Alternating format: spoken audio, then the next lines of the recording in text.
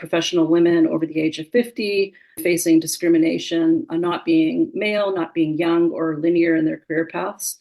Because of all those things, they're either being pushed out or they're choosing to take the career into their own hands and leaving. With that, it's leaving a real deficit in companies, taking away knowledge, taking away wisdom, taking away energy, taking away ambition. Like, it's stripping companies of this really vibrant, important group of people. Welcome to All Things Menopausal. My name is Mary, and I'm a menopause doula. As a doula, we augment the healthcare profession as menopause support practitioners. I created this podcast, All Things Menopausal, to build community for women going through menopause transition and to foster resilience with stories that connect, educate, and empower. These stories are real, raw, relatable, and they're very much relevant to the physical, mental, emotional, and spiritual whole person that we are. In our midlife transition, we are not alone. Each week, you will hear from courageous, vulnerable, and knowledgeable guests, sharing their passion, their journey, and lived experience. These are little clues to finding solutions to our unique situation. The menopause symptoms are personal, but the experience is universal. You're here. It's fantastic because this officially marks episode 40. Welcome back to All Things Menopausal. And if you are a new listener, you're going to thoroughly enjoy the insights and advice from experts in the field of anything and all things related to menopause. That's why we call the show All Things Menopausal. And if you're a returning loyal listener, thank you. Thank you. Today, we are going to discuss the important topic for women in the workforce. And we have a very special guest, Rani MacInnes. And Rani is an expert with experience in helping women navigate the challenges and opportunities that menopause can bring. So in this episode, we're going to delve into some crucial questions and strategies that can make a difference in your work life. For all women out there considering leaving the workforce, or those who just need some guidance during the transformative time and you're still hardworking in your career, this is an episode you don't want to miss. So stick around because Rani is about to share some really valuable insights and practical tips. But before we get started, here's a thing or two you need to know about Rani. She is a seasoned entrepreneur and professional who has been around the block, including long stints in the nonprofit and corporate world. She has worked with Nike and Nintendo, run several small businesses of her own, including an award-winning brick-and-mortar boutique. And at Live a Rebel Life, she shares her vast experience with women in midlife, bringing a fresh perspective to career, kicking old school narratives around ageism to the curb where they belong. I love it. Rani is kicking ass herself in midlife and showing her teens how to always follow their dreams and shoot for the stars. Love that. You know, before we hit record, we talked about Rani's name. I was concerned that I was going to pronounce her name wrong. Is it Rani or Rani? She told me a neat story of the origin of her name, and it's actually the name of an Indian princess. That's right. Turns out her godfather had been working in India when he came back and he saw Rani, newly born, with a mess of black curly hair and a birthmark on her face. He said, you know, the perfect name for her should be after the queen of Hindu, which is Maharani. So cool. So I call her Rani, just putting that out there. Rani, welcome. All the way from Vancouver. We're practically neighbors. Here I am on Vancouver Island. So even though there's maybe a couple 100 miles between us, we share the same space in the menopause journey, telling this story and teaching women not only empowerment and knowledge. You know, my motto is midlife should be the best life, and it will be. Mm-hmm. I think reading your bio, you embody that. Such an upbeat bio that you have and what you're bringing to this field. So welcome, Rani. Thank you for joining on All Things Menopausal. Yeah, thanks, Mary. I'm super happy to be here. I think that this is an area that is so important for everybody to talk about and for everybody to listen. And I also feel that it's an area of education that should start younger. It should start in elementary school for both boys and girls, and it should be something that's part of our human story that we're taught at from a very young age so that there's no surprises when you get to this crazy thing called menopause. That's so wise to make it part of the societal construct around menopause, that as we age and we go through different phases and stages, menopause would be one of them, and it shouldn't be daunting at all. And the men with their andropause to a certain extent as well, it shouldn't be something to be feared or ridiculed or dismissed, but welcomed. So what a great concept that is. Well, yeah, I think I've been talking to my kids about it right from the beginning, and my son and my daughter, and of course my husband, so that everybody is aware of it, and so it is something. Especially, I think about my kids a lot. My daughter, who will go through it, and my son through a certain point, like you said, but that they will actually be able to understand more about it, have the vocabulary, some learned experience. Also understanding that there's not this taboo that you have to lock it behind a door, that it's something, this sacred secret of wisdom. And suddenly, menopause, it's, gosh, it can go on for a long time. And it affects everything. And in my case, while being a woman working with women in career, ageism, menopause in the workplace, it's a huge impact. I really want to spend a lot of time talking about that and ageism. But before we get there, tell us a little bit about your journey, and particularly working with the digital giants like Nike and Nintendo, and then running your own business. Sure. Yeah. I've got like this, I don't know, great, colorful story. I love my stories. I have an undergrad in anthropology, archaeology, and museum studies on the Northwest Coast, which launched me into 10 years in the nonprofit society, which I absolutely loved. I loved working for nonprofits. I love contributing to my community. I love that whole part of it. Then I went to Japan to pay off my student loan for my first degree. Loved Japan. I was a teacher there. Came back just as this crazy thing called the internet was starting. I was like, what's this thing? When I was in Japan, they had email. And I was like, what's email? What's this? We didn't have email. And so I bumped into a buddy who I'd gone to UBC with, and he was going to SFU. And he said, so Simon Fraser University. And he said, there's this new master's program that they're starting up. You'd be perfect for it. You should check it out. So I did. I applied. I got in. I was in the second cohort of this amazing program. It's more like the business side of publishing in Canada. So I did that. I graduated, and there was this company called Columbus Group that had started. So all these tiny little companies started popping up. And so I started with this company called Columbus Group, and they started building these things called websites. We were one of the first people to start doing this. And then I went to another company called Blast Radius, which is now this huge global concern. It's this huge company. I was employee number 7 of those guys, and we started working with Nike. Nike was just trying to figure out how could they be in the digital space. What, they didn't call it that at the time, but what is this thing? And so I was their project manager and helped build their business, along with Nintendo and that kind of stuff. I worked for the CBC as a senior producer. Yeah, so I had all of that kind of really interesting stuff. So I've spent quite a bit of time in digital. And then I kind of touching into menopause. I met a guy. And always a story. My guy. And we got married, and I was getting into my late 30s. And we thought, hey, we should start a family. And so we tried, and I started having a series of miscarriages. And it turned out that I was sort of in the very beginning sort of phase of perimenopause, but we didn't actually know that. And it was also connected to, finally, they figured out it was called antiphospholipid antibody syndrome. Once they figured all that out, and I was able to have my children, I realized, or my first child, Max, I realized I didn't want to work any longer for the man. I didn't want to work for a corporation anymore, because I had spent all this time trying to have babies, losing babies, and I finally had this beautiful baby. And I thought, what's the most meaningful thing to me right now? And that is to be with my baby. And so I started my first company, which was actually a dog services company. So I got trained as a, it's like the Wild West. I got trained as I know, but it's like this, I don't know, you weave it through.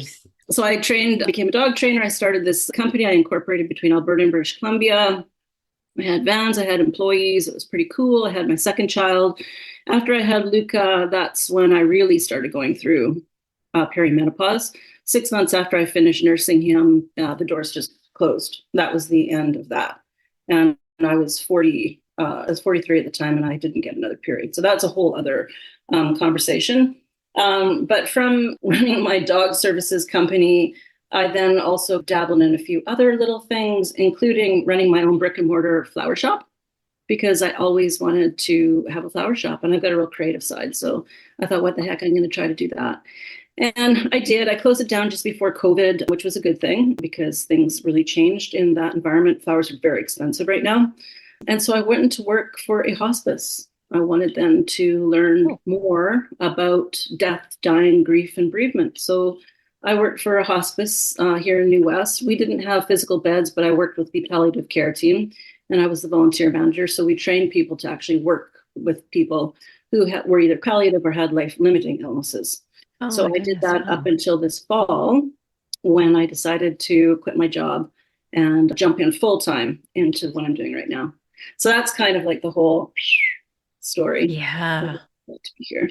Yeah. But the story is, the commonality is, you have always been a career woman and holding down some really important jobs and titles. Not that we're our job or our title, but just the energy that comes with having to invest in that. And then we come to a pivotal point in our lives. And this is why I really wanted to bring you on, because I am at that pivotal point where I've said, it's time to hang up the corporate PR hat and really dive into what I'm doing, what I want to do, what I love to do, to give me something that feels like purpose, serving other women. I mean, doula means a woman who serves. And here I am in menopause, experiencing all the trials and tribulations of it, learning so much about it, just and feeling that this is my place. But menopause is so impactful for women. Not every woman's going to have the luxury to get up and say, I'm in a position where I'm going to leave and I'm going to do something else.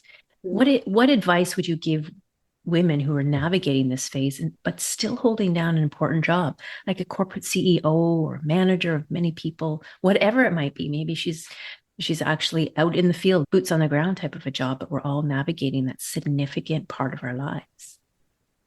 Gosh, it's a big question, because it really goes back to where that person is, how they feel about their journey, the relationship they have with their company, the relationship they have with their manager, how the company actually feels about women in midlife, how they feel about menopause, what their HR policies are. So there's so many different things that I think feed into that it's a little bit more complicated. But if, hypothetically speaking, all of those boxes were ticked, I would say, stay the course. You are relevant, you are strong, you are beautiful on the inside, you are unique.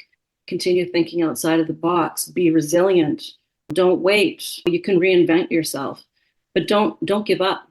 This is just part of our journey, and there are people who can help us through it. We can find amazing medical team, naturopaths that can help navigate this time. And I think that's really important, because, of course, we know that with the Women's Health Initiative, I don't know where you stand on this, but that report that was put out over 20 years ago caused a lot of damage. And there's a lot of misunderstanding, I think, for women now about what kind of support that they could get with bioidentical hormones or any kind of HRT. But outside of that, I would say just stay the course. It's beautiful. It's part of who you are. And if you can have those conversations with your company, you should. And if you're in a position of authority and you can change and help guide a company's policies to help other women, absolutely step through that door. Wonderful. Absolutely. And now this is the door that you stepped into with your coaching business. Yeah. Share with us exactly what it is that you're doing in this area, your newfound career field. Sure, yeah. Probably more of a fun field than anything. Yeah, that's what you said. Touching back with what you just said, it's about connecting back to purpose. Like, I think that working a 9-to-5 job and working for somebody else and fulfilling what they need to do or what they need to have you do might not, for the most part, be very fulfilling. If you can figure out what that is, that passion, that feeling that you have inside of you that you can take out into the world, you should absolutely go for it. And for me, I've always been a natural people person. I've always coached people. I've always mentored people that reported to me. We always had these really great relationships, even in my flower shop. So you remember the show Cheers? Yes. In the bar, right? So my flower shop became the cheers of people coming to chit chat. So they would just come to the shop and they would come and talk. We would talk all things life, and mainly it was women. So it started there. I started my coach training back in 2018, 2019, and then it was put on halt with COVID. But then in the fall, I really felt the calling that I just needed to do something for myself. I really felt it inside of me. And it was like, it's time now. It's time now to start doing something a little different. And so that's, I guess, where the change between sort of 2018 and 2019, I was focused a lot on women, but also on moms who are working, moms with children, that kind of thing.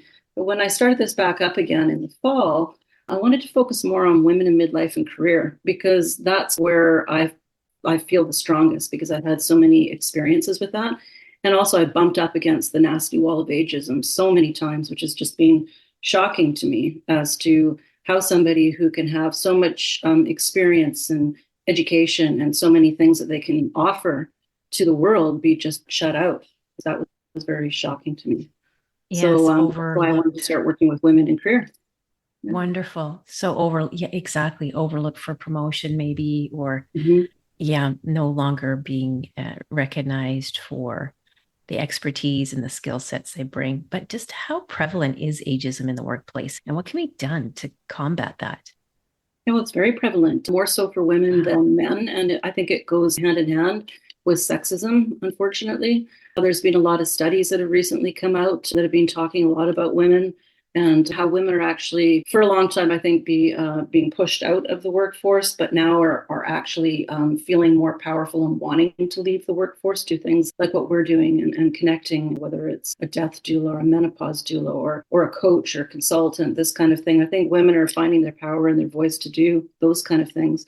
There's this one book, Dr. Lucy Bryan, she wrote this amazing book called Revolting Women, so Why Women in Midlife Are Walking Out. So this is a fabulous book. She's talking about exactly what we're talking about right now. Professional women over the age of 50 facing discrimination, not being male, not being young or linear in their career paths. And because of all those things, they're either being pushed out or they're choosing to take the career into their own hands and leaving. And with that, it's leaving a real deficit in companies, taking away knowledge, taking away wisdom, taking away energy, taking away ambition. Like, it's stripping companies of this really vibrant, important group of people. So this is just one of many books that have been coming out, actually talking about it in studies that they're actually doing. And they haven't been doing a lot of studies about this topic. This woman, Dr. Ryan, she actually had a hard time getting funding to actually do her doctoral thesis on this, because nobody had really actually dug into this topic. So it's prevalent, but still people are not talking about it very much. I can't hear you. Oh, there we go. Oh, there you go. I hit the mute because the pipes were kicking in. Nah. And every once in a while they just make this rattling noise. And I'm sitting right beside them. But I'll chop that out of the interview. Nobody needs to hear about that. Yeah. What? She's got problems with her pipes? What? No. Yeah, we all have problems with our pipes. Problems with our piping. And that's a whole other topic. Oh, I think you should leave it in. I was just about to say. It's the blooper reel. Yeah. It's the blooper reel. I wanted to address that ageism. And there's the obvious part where they're being overlooked for promotion. They're being pushed out, like you said. But what are some of the less obvious, sort of this little subtle nuances that happen in the workplace that you might think, am I being treated that way because I'm older? What is it? The wrinkles on my face that are making you act this way towards me? What are some of those identifiers that women can look at and say, I know what's happening here now. This is a form of ageism.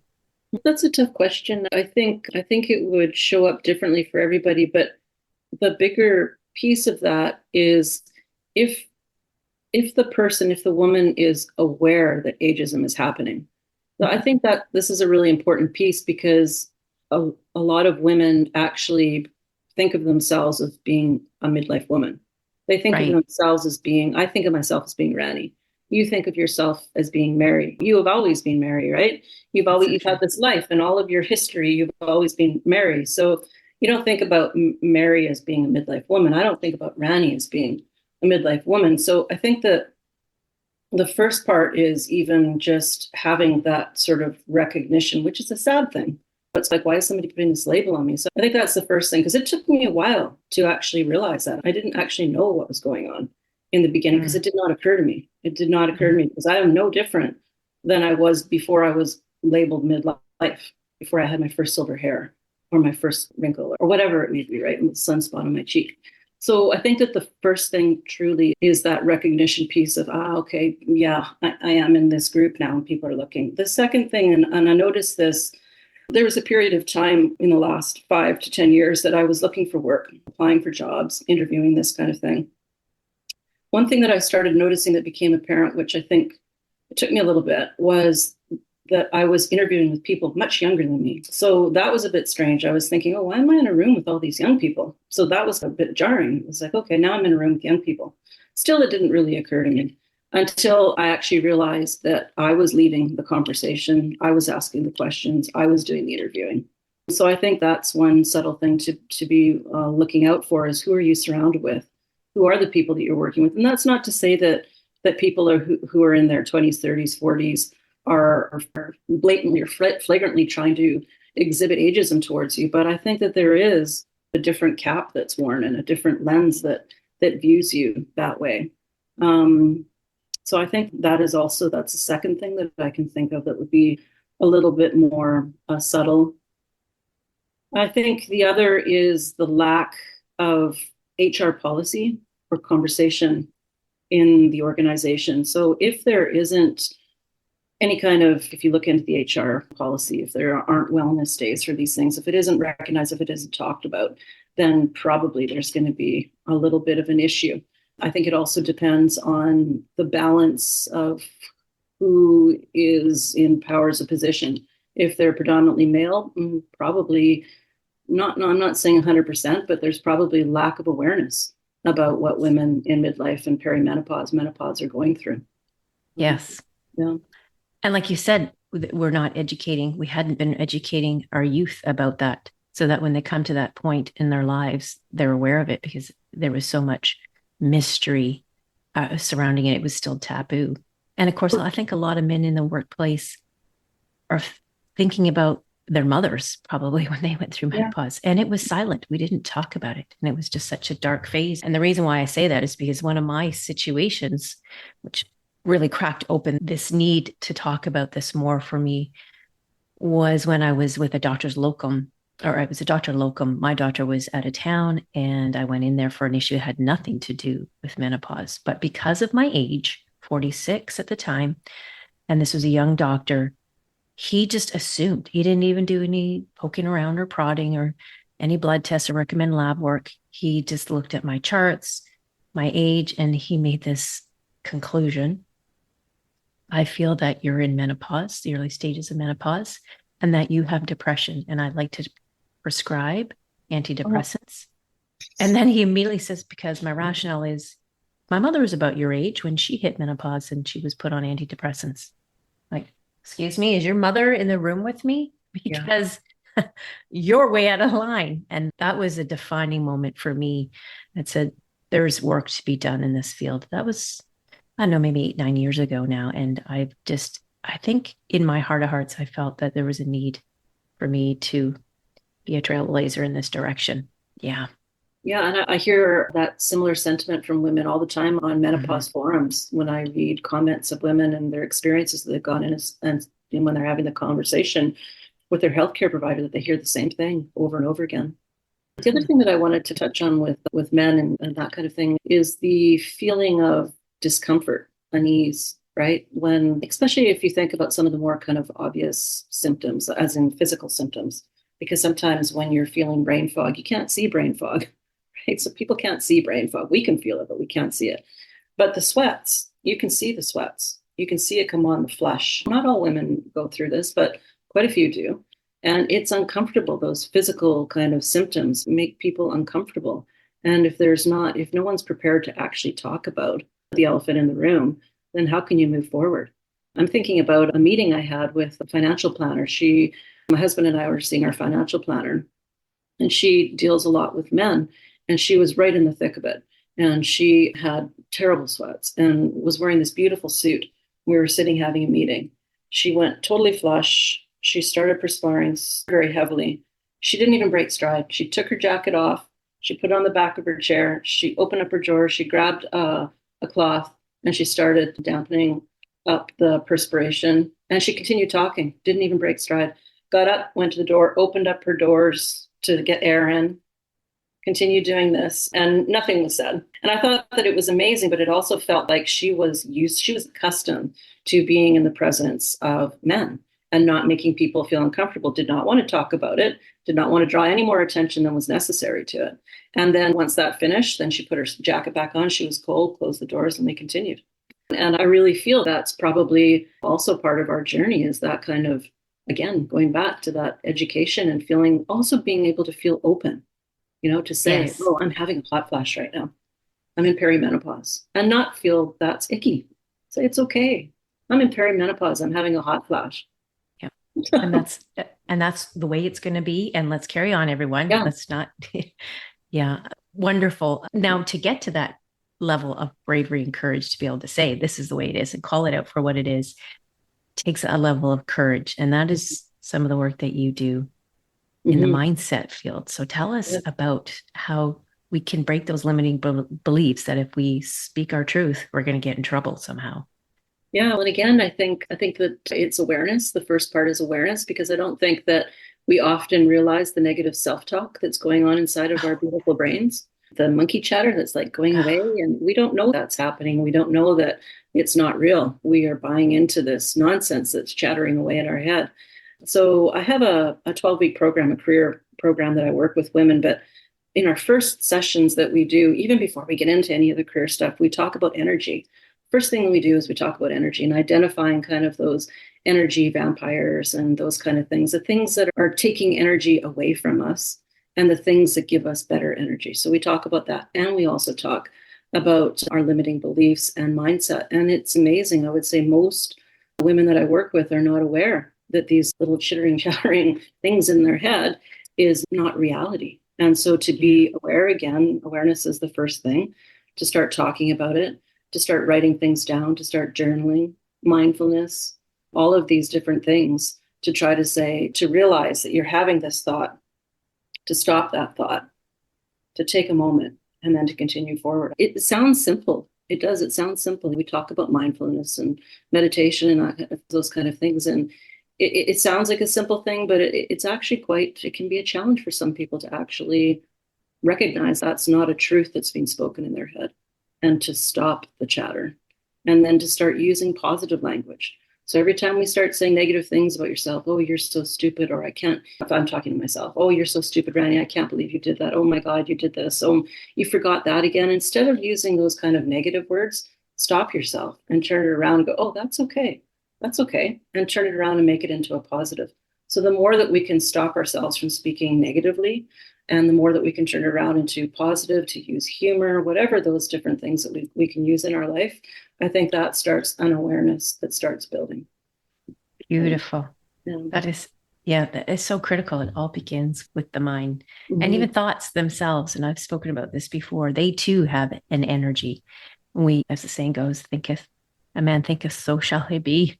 But honestly, I think we think it, but the wise woman knows that's just a thought. It's not me. I'm going to have a million more within the next couple of hours. Let them just go by like clouds in the air.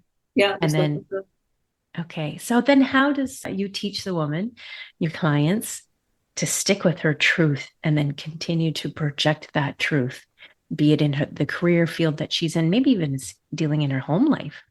Again, the difference between kind of mentorship, consulting, teaching, and coaching, in the coaching world, really, it's all about the client. It's all about their journey. It's all about their exploration. So it's all about, which means it's all about their transformation. So you can ask as many questions as possible to help them get there, but until they can actually see that for themselves and to really feel it for themselves, they can't move forward. So I guess every time I hear a limiting belief come from one of my clients, I might ask a question. I might ask them a question. Oh, tell me more about that. Let's talk about that. Can we go back to that? And often, 9 times out of 10, it's what are we going back to? What are you talking about? And it's, oh, you just said that you didn't believe that you could do that, or you felt that you were too stupid, or you felt you were too old, or you felt that your perimenopause or ageism or your silver hair or your whatever is going to hold you back. Let's talk about that. And often it's a moment of, wow, I didn't realize that I said that. Or it's, oh, thank you for bringing attention to that. Let's talk about it. Or no, you're right. Let's just push that aside. So through those kind of questions, and always going back to the question, always asking the question to get them to see it for themselves, to really own it and feel that inside themselves. That's, I think, when true change and transformation happens for each individual. Yeah, that introspective work, so to Mhm. speak. Yeah. That is quite something else. I resonate with all of this. And as you speak, I'm like, yeah, I know this. And yet there have been times where I've been at the office and I immediately get on the assumption wagon. Oh, Mm. and I just Yeah. assume, oh, it must be me. And it must be because I'm in my 50s. And it must be because I have this new wrinkle on my face Yeah. that they're treating me this way, when you don't know exactly what's happening in their world. Maybe Yeah. they started the day off on the wrong foot, racing their kids to school, those young millennials. And,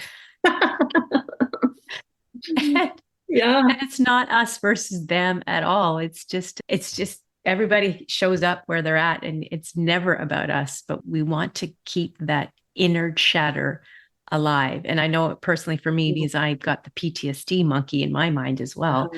And that PTSD mind wants to keep all of those narratives alive. No matter what you tell me and all the mindfulness work we do, it wants to keep that narrative alive because it feels like you need to constantly be on guard, waiting for the next shoe to drop. It's one of your saboteurs, right? It's one of the saboteurs that wants to come. Yeah.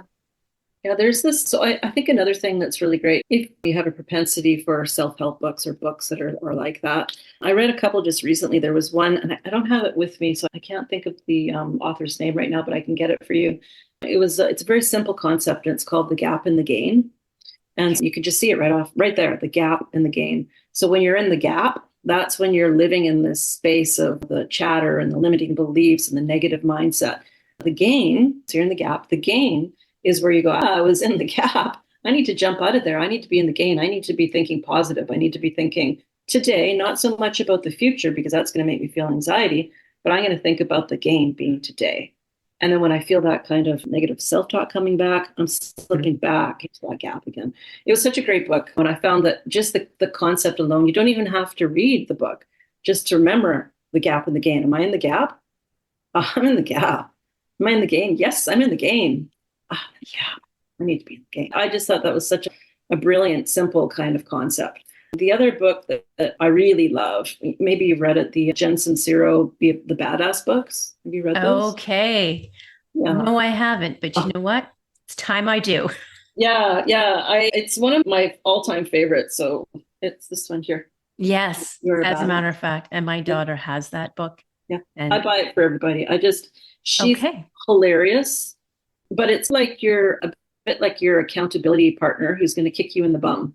She's so funny and she's so self-effacing, but she also gets right to the point of where all of those kind of the narratives are. And sometimes because starting a new business, trying something new, it can happen to anybody. Imposter syndrome, it's a really crazy thing to have happen. And you don't realize that it's actually happening. That's the hardest part, is when you don't actually realize that you're having this thing called imposter syndrome. And that's why you're feeling so agitated. And that's why you're feeling so negative. I find books like that, or just thinking of simple concepts like The Gap in the Game, just immediately gets me out of that space. And like you said, they're so simple concepts and we hear them often every day. Mm-hmm. And then we're in that moment, that fleeting moment of we can choose to be in the gap or the gain, like you said. Yeah. But it was such a simple concept. You think, is that all I had to do? That was it? And yet we feel like it has to be this big process by which we can get ourselves out of that mindset to enter into our. Yeah. And I think that there's been a lot of education that has been miseducation to make it seem so laborious when it doesn't have to be. But again, with something like that, I think that, like we were talking about 10 minutes ago, the connection to awareness, I think that this only works, these kind of concepts and how the simplicity of it only works when you're aware of what's happening. If you're not aware, then it's not gonna do a jot of good, because you're just going to continue on chattering away. Yeah. So, yelling at your kids to clean up their bedroom, take the clothes off the floor. If they're not aware the clothes or even exist on the floor. I just close the door. I just close the door. I'm like, I'm not even dealing with your room. I'm just closing the door. Can't close the door in menopause, but we can welcome that white elephant into the room and say, take a seat, a front row seat, and let's deal with that. Yeah. Fantastic. Yeah. we did talk about books, and that is always one of my questions, is some of the great books that you were reading and you recommend. You've already spoke about 3. Any other great books? We'll share those in the show notes. Oh gosh, there's so many. When you asked that question, I thought, I don't even know where to start. I have a little mini library in our hallway. And so I went upstairs and I'm looking at the books and I'm thinking, I could talk about any of these. They're all so wonderful. There were 2 that kind of popped up for me. One is a little heavier and the other one was a little lighter. One was made into a movie. So one is called Chocolat, that was written by Joanne Harris. Have you read it? Yes. Well, is that, yeah. So good with Johnny. They made it into the film with Johnny Depp. With Johnny Depp and that beautiful French actress. Julia, I love that book. So I love magic realism. I love anything to do with magic transformation and all that kind of stuff. And this was about a single mom and her 2 children in France, and her kind of not given a toss about the demon, which was the priest, if you know the story, in the village, and that she continued on just believing in her magic and her story and her will and want and desire for transformation for her child, because at this point in this book she only has 1 child. Yeah, beautiful. I love it. I read it before the movie was made. Of course the movie was beautiful too, but the book was more dear to my heart. And also because I was raised by a single mom in the 1970s when divorce was like unheard of. Nobody did that. And I lived in a beautiful affluent neighborhood. And so my siblings and I, we were the black sheep. And my mom, just for mine, she was beautiful. My mom was a beauty queen. She was a Calgary Stampede beauty queen. And so the book just felt that way. Just there, my mom raised the 3 of us. And here she is in this French village being really strong. So it really resonated with me. Yeah. And then the other book, this book, I think every woman should read it. It's called Reading Lolita in Tehran. Lolita being Nabokov's book. I don't know if you've ever read Lolita. Yeah, it's something else. Lolita in itself is just a challenging and difficult story to read because of the content of Lolita being a young girl and the male in the book, how he takes advantage of her in a sexual relationship. So that's Nabokov's story of Lolita. And of course, Reading Lolita in Tehran, it's a memoir that takes place in Iran in the 1990s. So this one here. And it's about a woman who is a professor. And so it's based on a true story. She gathers 7 of her students and she invites them to her home once a week, I believe. And they talk about different books, Western books that in Iran, they're not allowed to read. Mm-hmm. And when they enter the home, they take off their scarves, and underneath they're beautifully attired in beautiful colors and clothing and hairstyles and things that you would not see in the streets in Tehran, in Iran, right? And so it's about that, about them risking their lives and their families' lives to go and speak with their professor about these Western books, Lolita being one of them. Of course, Nabokov's not a Western writer, but being one of the books. So it's fascinating because, of course, Lolita in itself is quite sexually taboo. But these women who are horribly repressed in Iran are gathering to talk to each other about these books and these concepts. And it's a revolution in itself. So I highly recommend this book to anybody. It's a memoir. It's full of anguish, but it's glorious. It's lovely. Yeah. Yeah, I can pull out so much symbolism from those 2 books you spoke of. Mm. So I'm going to put on my quasi psychologist hat, like I have one. So Chocolat in the story about pursuing her believe in oneself, no matter what the chatter is around other people not believing, but saying, I have to do this. I have to pursue this dream. Not only I want to demonstrate that to my children, my child.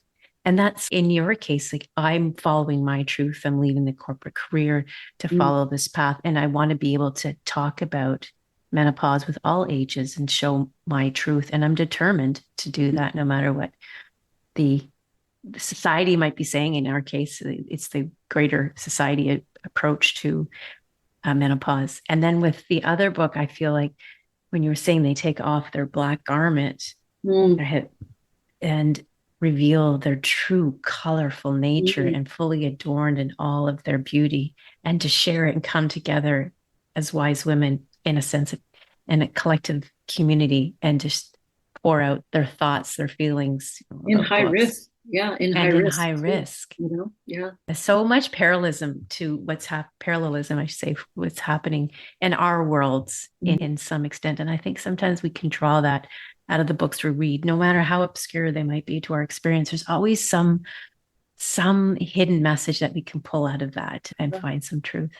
Yeah, and it's powerful. These stories about these female protagonists, and in particular, the reading Lolita and Tehran, like these women in themselves. If you think about us living in Canada, well, we are so privileged and we are so lucky, and yet we get ourselves worked up and into a corner and feeling bad and all of these different things when there are people living in other parts of the world who can't even gather, who can't even talk about the things, who could not even do what you and I are doing, let alone even consider changing societal's message around menopause. Like that taboo in itself in Iran, any of those countries, no way. Those women might be able to get together and talk about it, but it's at a risk to themselves. And which makes it even more powerful that here in Canada, we should be able to make this change. We should be able to stand up. No one's telling us to stop. We're not in danger, right? We can talk and we can spread that message to the rest of the world, and we can stand up and say, this is part of our journey. This is how men got here. We grew you in our bodies, for God's sake. And this is part of what happens in a female's evolution.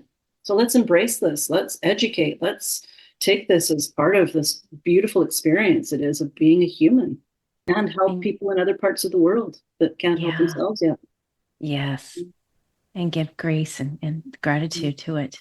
Yeah. It brings it beautifully full circle, is to have that awareness. I think back here when we are going through that menopause experience and we're feeling that negative self-talk and not knowing what to do or stand up for ourselves, be it in the career field, at workplace, just having that awareness, that great awareness, not only about ourselves, but to say there are places in the world that don't get this luxury. I have been given a privilege. I'm going to embrace it. That awareness piece alone is magic. Yeah. And power, like it's a gift that we can give to other women. It's a gift that we can give to each other and to men. It is a gift, and men should be open to receiving this. True. We need to nurture them through our journey as well. Yeah. It has been a gift, Rani, to have you with me today talking. I've thoroughly enjoyed your message. I've taken so much out of it as I step into my new fun path. I call it, not a career path. And I'm so excited for you. I'm so excited. Yeah. Who knows where it's going to go? But at any rate, I'm going to lean into some of those great gems of information, that sage advice you've given, and we'll get all those great books in the show notes as well. So just tell our listeners where they can find you. Oh, okay. First of all, I just wanted to say thank you so much. I really enjoyed our conversation, and to be able to share like this. It's not often that I get the chance to talk about all these different things at one time. So I really appreciate it. And the work you're doing is fundamentally powerful and important. I can hardly wait to hear more things coming from you as well. So thank you for having me. Yeah. So if you want to get in touch with me, I'd love to hear from you. I'm on Instagram. Will you be able to put some of these in the show notes? They will absolutely be in the show notes. You bet. Okay. So you can find me on Instagram. I'm on Facebook as Rani MacInnes, but also as the name of my company is called Live a Rebel Life. I have this awesome little newsletter that I put out every week on Thursdays. So you can sign up for that. Would be CA/newsletter. You can find that on my website as well. And I have a Facebook community for women in midlife where we talk about all of this stuff that we were talking about, as well as other things like sex and all those kind of fun things that happen in midlife. And that's in my Facebook group. So for women only can join that group. I joined that group, and I do like your daily posts, just thoughts sharing. I'm glad you're there. Yes. And I'm also on LinkedIn. You can find me on LinkedIn. I'm there every day as well. We'll get all those links in the show notes. Yeah. Thank you, Rani. This has been wonderful. I enjoyed our time together. Yeah, me too. Thanks, Mary. I thoroughly enjoyed interviewing Rani. Our discussion with the queen of what to do with your life after retirement or leaving corporate. It was fantastic. And I selfishly wanted to talk to her because I had just left. It was the end of May when I recorded, and I had just left my corporate job. So I was feeling a little bit of angst and uncertainty, knowing full well that I was going to step into my purpose, my greatness really with this podcast and my coaching business as a menopause doula. I'm absolutely loving it because it's just been one opportunity after another since one door closed and the other door opened. But was really impressed that Rani shared with me her diverse career journey from anthropology to digital project management and working with giants like Nike and Nintendo, and then eventually starting her own business, a floral shop and dog walking business, to landing in this coaching field. I appreciate the fact that our conversation and Rani had really emphasized the importance of education about menopause from a young age, discussing it openly in society with her children. And with the absence of corporate support structures in place, women are really struggling. We could do better. And as a licensed menopause champion, I help corporations do just that, to educate, build awareness around menopause and support their employees going through the transition, because many women are just hitting the peak of their careers in the menopausal years. As a wrap up, my key takeaways from our conversation with Rani is the multifaceted challenges that professional women over 50 face, including their pervasive issues of ageism and the impact of menopause on careers. Rani's journey is a testament to the fact that you can transition and find power and purpose in what brings you joy. But again, that critical need for education in menopause in all circles of society is a conversation starter that needs to happen, and that open discussion to help women feel more comfortable and safe. Helping women make that transition when they do leave their corporate work, well, that's Rani's field. She is making a significant impact by empowering midlife women and helping them overcome those limiting beliefs, fostering a mindset of positive transformation, and advocating for necessary workplace changes, as I do as a menopause licensed champion. You can find Rani at livearebellife.com. She's on Facebook as Live a Rebel Life, and on LinkedIn, Rani MacInnes, that's spelled with MacInnes. She's on Instagram as live_a_rebel_life, and check out the show notes to join her Facebook group. Thank you for tuning in to another insightful episode of All Things Menopausal.